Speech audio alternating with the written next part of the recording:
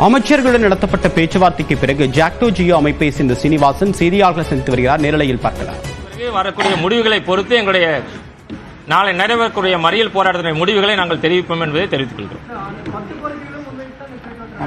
ஆமா, 10 கோரிக்கைகள், 10 அம்ச கோரிக்கைகள், 10 அம்ச கோரிக்கை.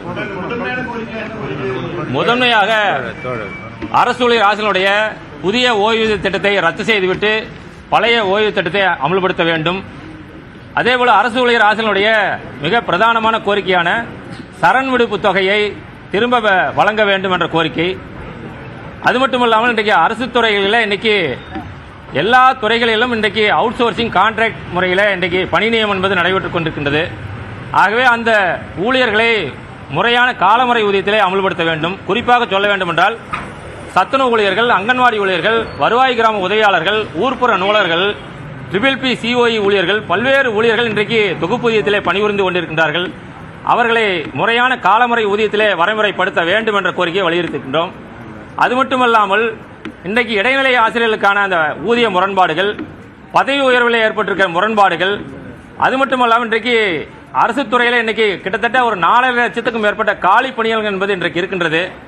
அரசாங்கமே இன்னைக்கு படித்த இளைஞர்கள் 64 லட்சம் பேர் இன்றைக்கு வேலைவாய்ப்புகளை பதிவு செய்து கொண்டிருக்கிறார் என்பதை அறிவித்திருக்கின்றது.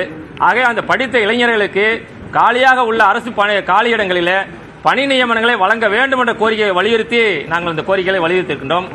அது மட்டுமல்லாமல் இன்றைக்கு சாலை பணியாளர்களுடைய 41 மாத ஊதியம் என்பதும், அதேபோல 2002 முதல் 2005 வரைக்குமான அந்த தொகுப்பூதிய காலத்தை வரைமுறைப்படுத்த வேண்டும் என்ற கோரிக்கை உள்ளிட்ட அந்த 10 அம்ச கோரிக்கைகளை வலியுறுத்தி எங்களுக்கு பேச்சுவார்த்தையை நாங்கள் நடத்தி இருக்கின்றோம்.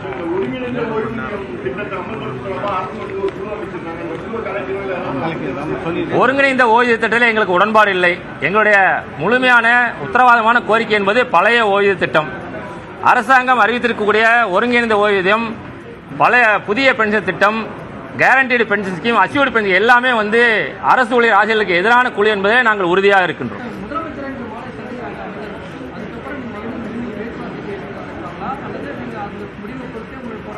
இல்லை, மாலை இந்த அரசு எங்களுடைய கோரிக்கைகளை வலியுறுத்தி சொல்லக்கூடிய முடிவுகளை பொறுத்து அதன் பிறகு ஜாக்டோ ஜியோ ஒருங்கிணைப்பாளர் குழு கூட்டத்தை கூட்டி எங்களுடைய இறுதி முடிவை நாங்கள் தெரிவிப்போம். அதே அன்றைய மாலை நடைபெறக்கூடிய அந்த அறிவிப்பை பொறுத்து இருக்கு சார். அதெல்லாம் ஒன்றும் இல்லைங்க. மாலை சொல்கிறோம், மாலை 8:30 மணிக்கு மேலே முதலமைச்சர் சந்தித்த பிறகு, அமைச்சர்கள் குழு சொன்ன பிறகு எங்களுடைய ஜாக்டோ ஜியோ ஒருங்கிணைப்பாளர் கூடி எங்கள் முடிவு அறிவிப்பு. இப்போ எந்த பதில் இல்லை. இன்றைய சூழல் அறிவிக்காத வரைக்கும் அதற்கான ஆயத்தம் வந்து தொடர்ந்து நடந்தது. அரசுடைய முடிவை பொறுத்து தங்களுடைய போராட்டம் தொடர்வதா இல்லையா என்பது குறித்து இறுதிக்கட்ட அறிவிப்பை இன்று மாலை வெளியிடுவதாக ஜாக்டோ ஜியோ நிர்வாகிகள் தெரிவித்துள்ளனர்.